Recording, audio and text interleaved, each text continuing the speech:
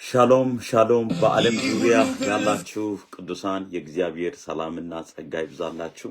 በዓለማችን ከፍተኛ ውጥንቅጥ፣ ከፍተኛ እልቂት፣ ከፍተኛ ጦርነት በሚድል ኢስት ላይ እየተካሄደ ነው ያለው።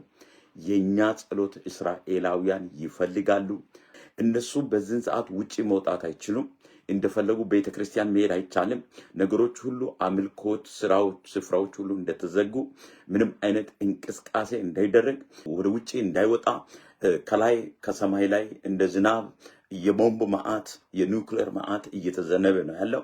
ይሄ በጣም ለኛ ቀላል ይመስላል፣ ግን ለነሱ በጣም ልጆቻቸው በጣም በፍርሃት ውስጥ ነው ያለው። በተለይ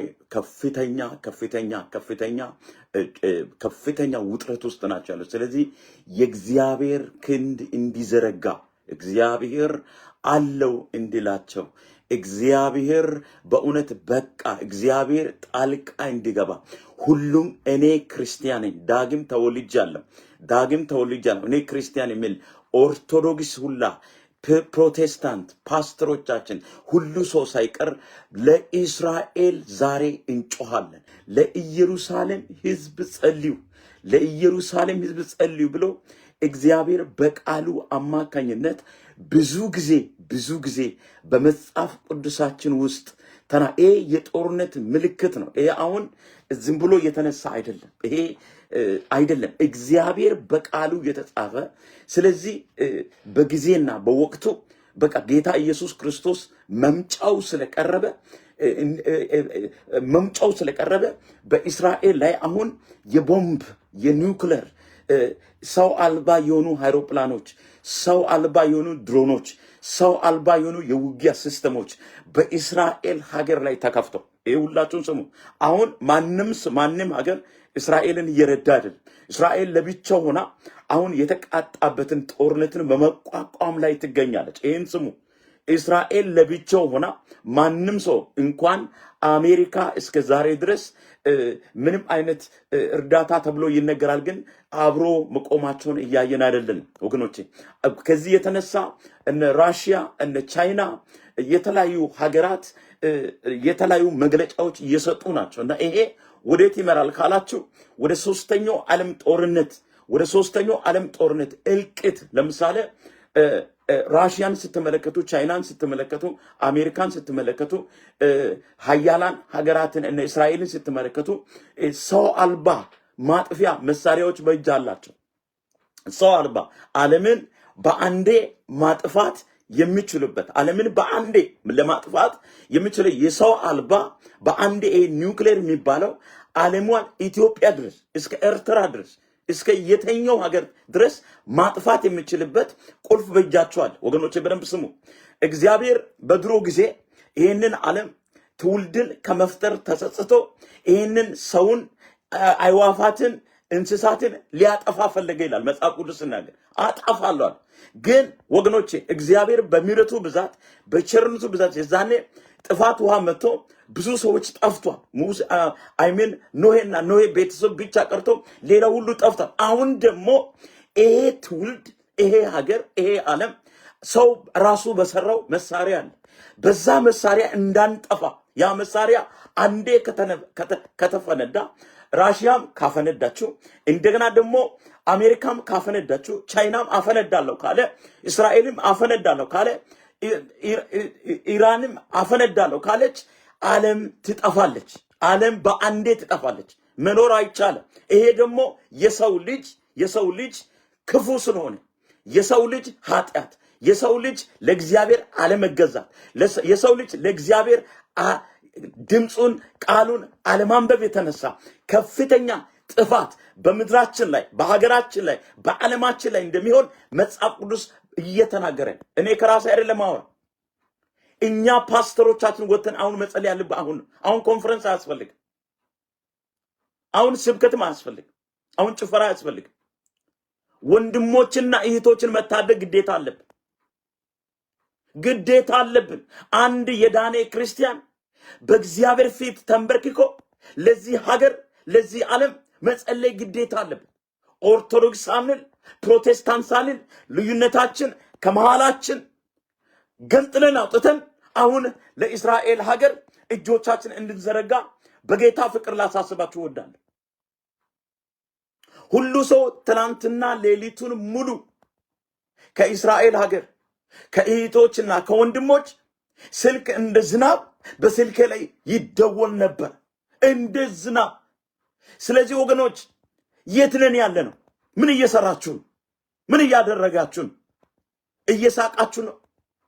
እየተጫወተን ነው? እያሾፈን ነው? ምድራችን ሊጠፋ ነው። አሁን የእግዚአብሔር ክንድ እንዲነሳ የእግዚአብሔር ክንድ እንዲነሳ በጨለማው ዓለም ላይ አሁን ወገኖቼ በእውነቴ ነው የምላችሁ ቬሪ ሲሪየስ ታይም ነኝ። አሁን ሲዝኑ በጣም አስቸጋሪ ነው። ያውላችሁ ጎግና ማጎግ ተብሎ በሕዝቅኤል 38ኛው እስከ 39ኛው ምዕራፍ ድረስ ያነበባችሁ ሰዎች ይሄን አንደርስታንድ ታውቁታላችሁ።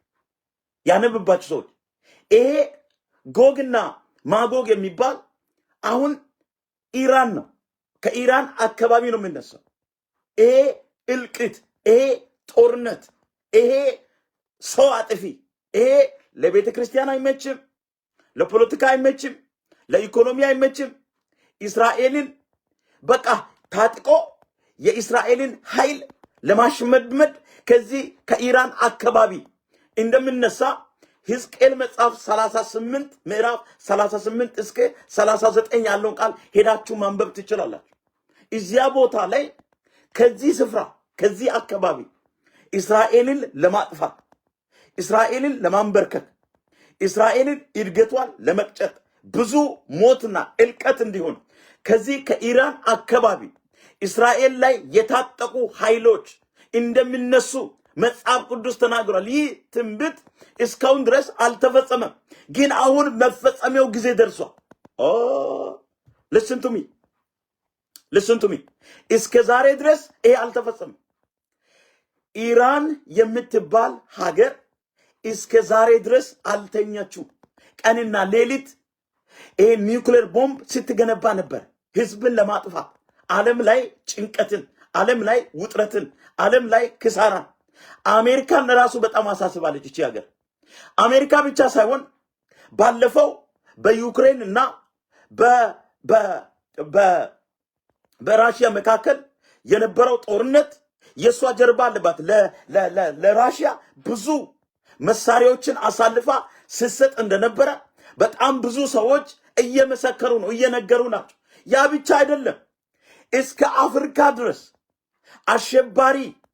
አሸባሪ ኃይሎችን በማደራጀት ሰው እንዳይተኛ፣ ሰው እንዳይረጋጋ፣ በአፍሪካ ኮንቲኔንት ውስጥ መረጋጋት እንዳይኖር ሶማሊያን በመጠቀም የተለያዩ የአልሸባብ አለ እነኛን በመጠቀም ከፍተኛ ውጥረት በጀርባ ላይ ብዙ ሰዎችን ስትደገፍ የነበረች ሀገር እንደሆነ ሄዳችሁ ማንበብ ትችላላችሁ። ይሄ የምንተኛበት ጊዜ አይደለም።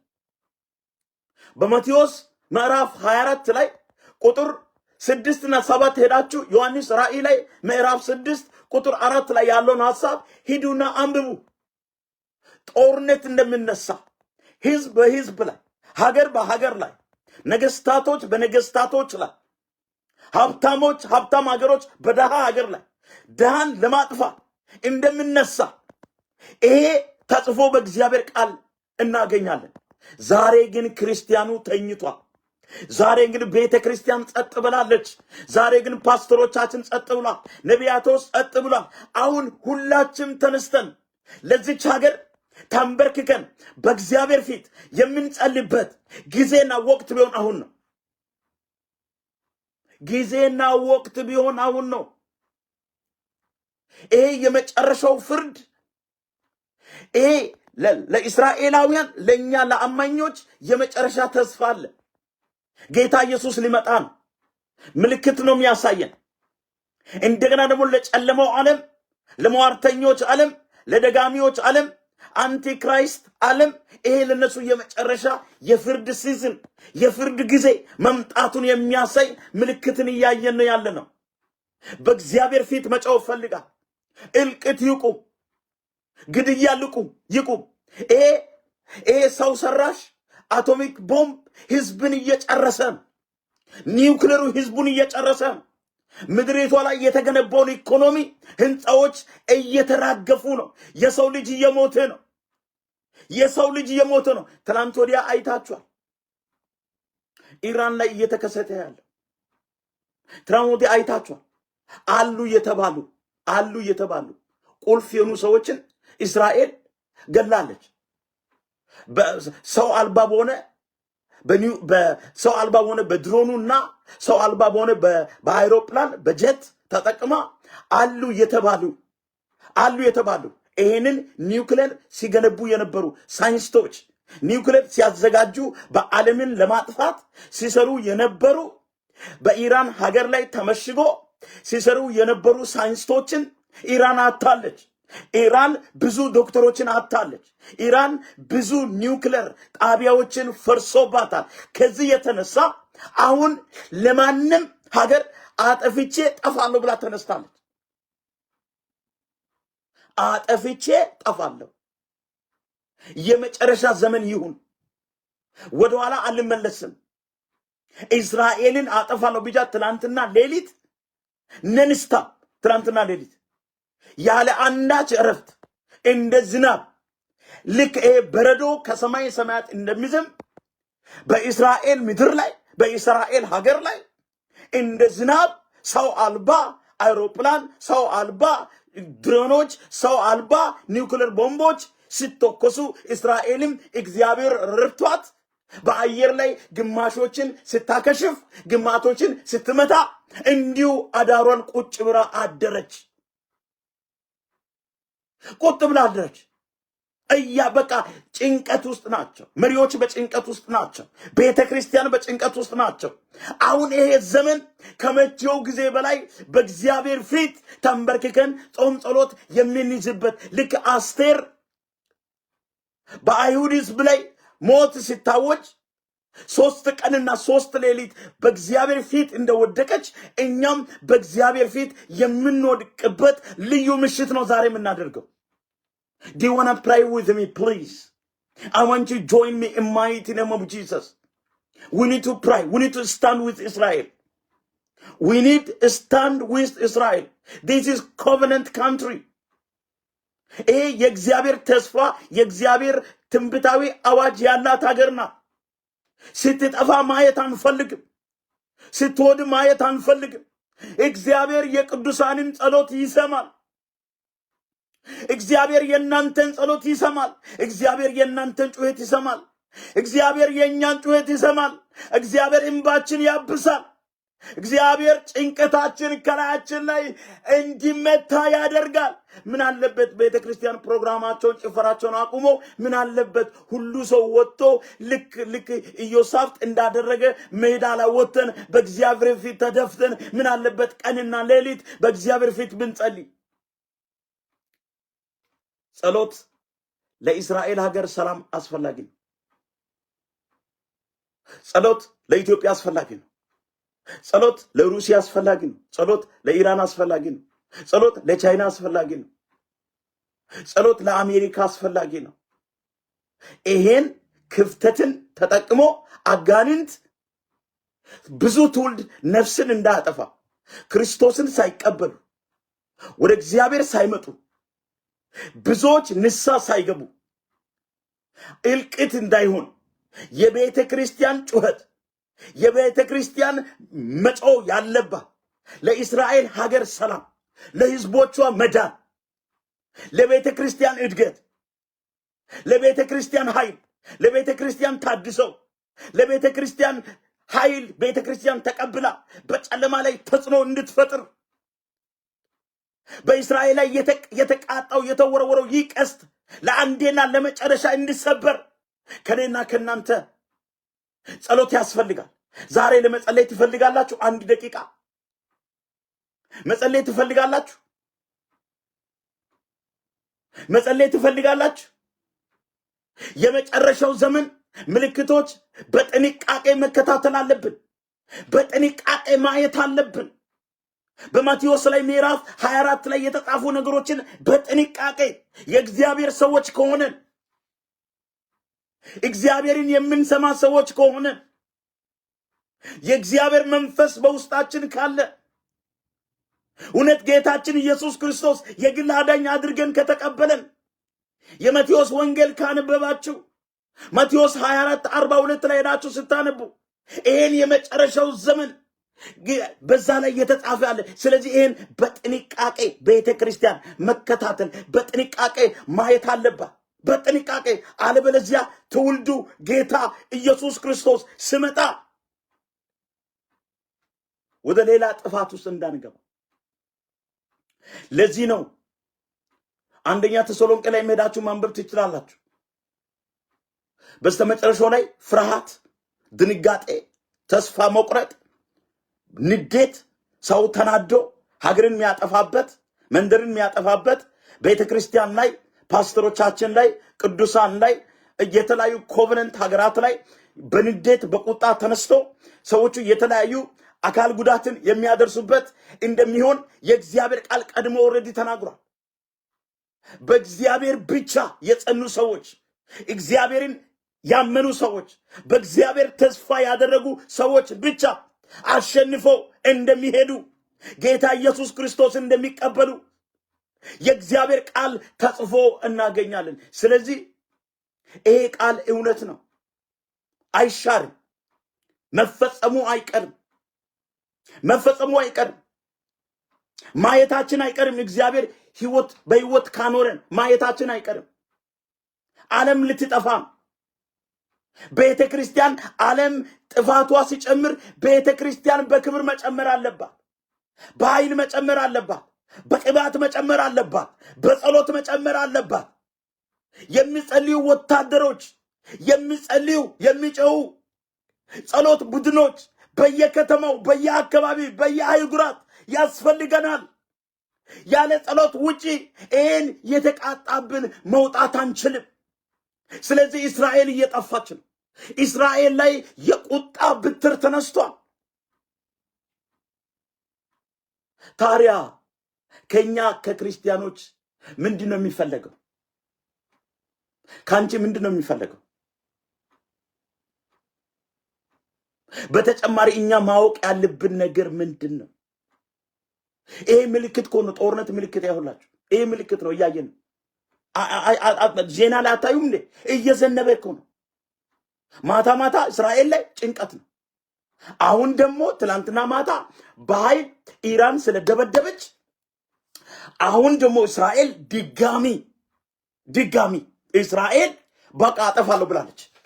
ቀይ መስመር የኛ እኮ ኢራን ላይ እኮ ብዙ ኢትዮጵያ ልጆች አሉ፣ ታውቁታላችሁ።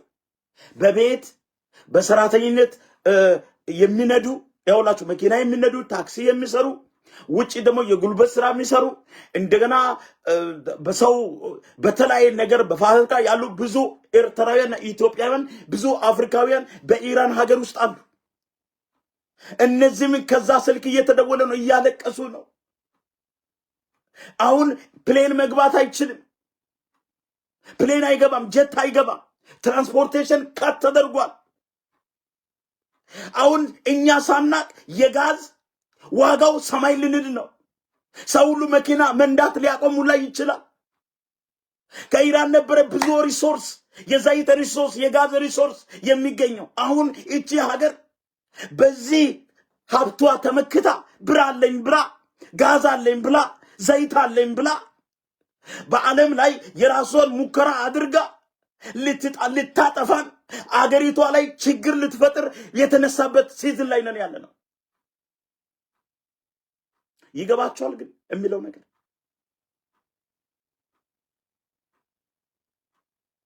ስለዚህ ሀገር ወዴት እየሄደ ነው?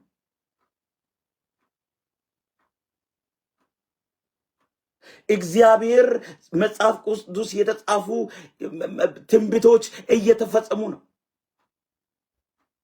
ይሄ ነገር ማሰብ ያለብን ይህ ግጭት ፖለቲካዊ ግጭት ነው፣ ኢኮኖሚያዊ ግጭት ነው፣ ሃይማኖታዊ ግጭት ነው። ይሄ ግጭት በሰላም እግዚአብሔር ጠልቃ ካልገባ በስተቀር በሰው አይምሮ በሰው ሐሳብ ምንም ልናመጣ አንችልም።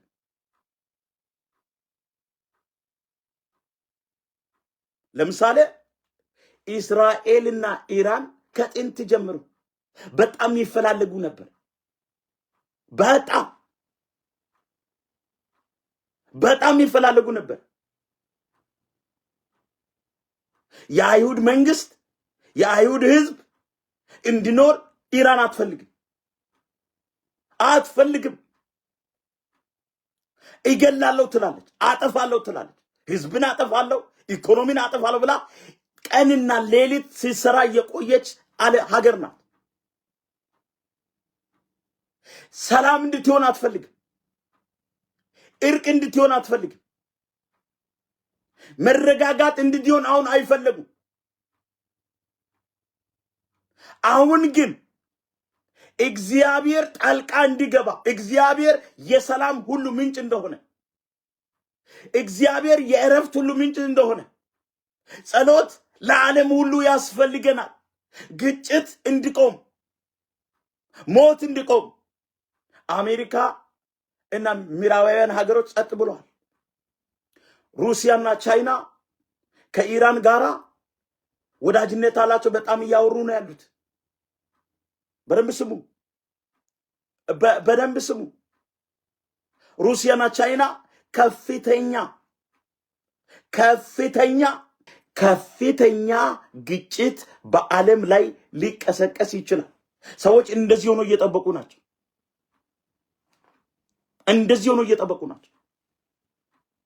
ሊጠፋፉ፣ ሊተካከሱ። ኮድ አለ። ኮዱን ጠቅጠቅ አድርገው ሂጂ ሊሉ ዓለም ሬዲዮ ነው ያሉት። ይሄ በስተጀርባ ላይ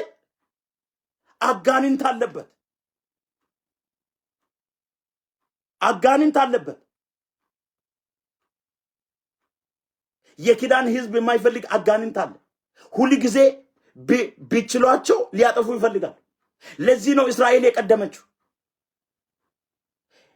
በቅርብ ጊዜ ኢራን ለዓለም አሁን የምትገነባውን የኒውክሌር ግንባታ ብትቀጥል ኖሮ ለአሜሪካ ስጋት ነው፣ ለካናዳ ስጋት ነው፣ ለእስራኤል ለራሷ ስጋት ነው።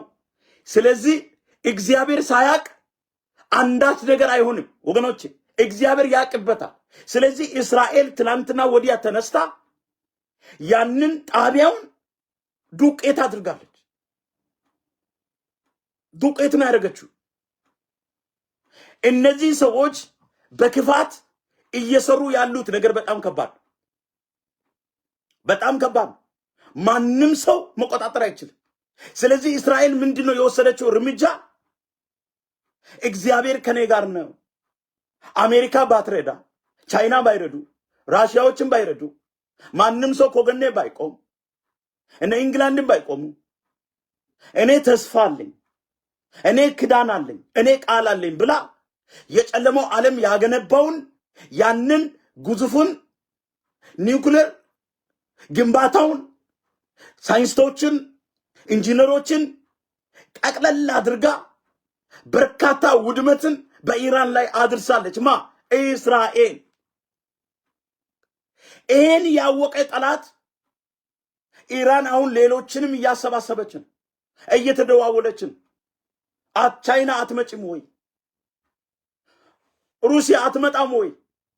እኔ ባለፈው ዩክሬን ጋራ ስትጣላ እኔ አልረዳውም ወይ? ለምንድነው ማትመጣው እየተባባለ ነው።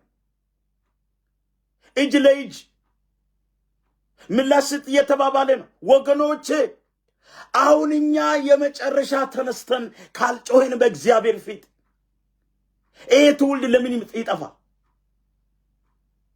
አያችሁ፣ ዓለምን የገዛ ዓለምን የሚያስተዳድር የዚህ ዓለም መናፍስት አሰራር ዓለምን ሊያጠፋ ነው። እኛ ከመቼውም ጊዜ በላይ ተጽዕኖ ለመፍጠር ካልተነሳን በጣም አስቸጋሪ እንደሚሆን ሁሉ ሰው አንደርስታንድ ያድርግን። ያው ፓስተር ታምራት ምን ብሎኛል ትላላችሁ?